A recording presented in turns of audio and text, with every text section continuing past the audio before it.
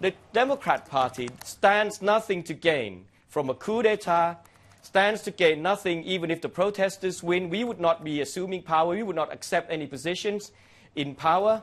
We do not have anything to gain from violence. We don't actually mind if we lose fair elections. And we've always accepted election results. But we want also that the democratic process is fostered not just by elections, but by people who win elections and respect the law and do not abuse power. The people on the streets have had enough of abuses.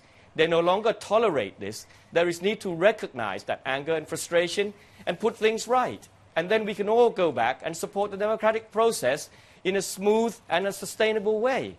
The government is not doing that. It's not recognizing the reality of the situation, and it's only waiting for the situation to get worse.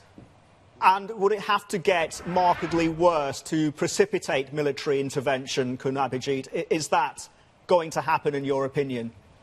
Well, the military, I think, has made its stance clear. It has kept out of these political conflicts. It has stepped in time and again to help preserve order, just as when the violent incidents took place around Ramkhamhaeng University last month. It's clear that it wants to stay out. But, you know, who can say what will happen if the violence gets worse and if there's chaos?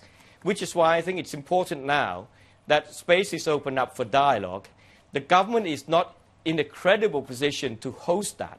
It has to recognize that. It has to step back and allow some political space in the middle to be opened up. There are a number of organizations, business organizations, NGOs, civil society working on that. We cooperate with them. The government should also. Kun Abhijit, we do appreciate your time today. This is a very tenuous and a very difficult time for your country.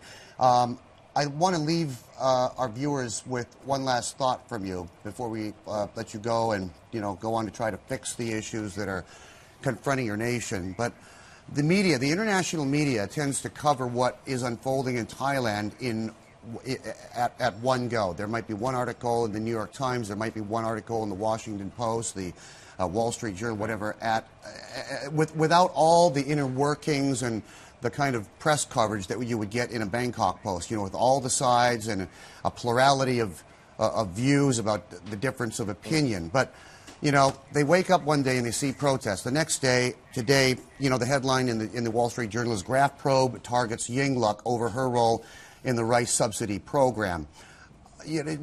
Would you agree that irreparable damage has been done to your country in terms of, the way the rule of law seems to be eroding and the kind of chaos the country has descended into? Even if the reforms which you desire are put into place and democracy is allowed to flourish and continue unfettered, is there irreparable damage that can never be brought back to your country?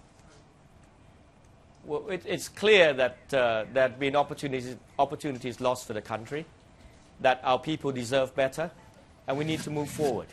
We need to fix the current problems by having all stakeholders find a roadmap for reforms and elections. But let me tell you this, one last thought. The problems of this country will not go away. So long as Thaksin Shinawatra wants to be above the law and will do all he can to disrupt what's going on in this country until he gets what he wants.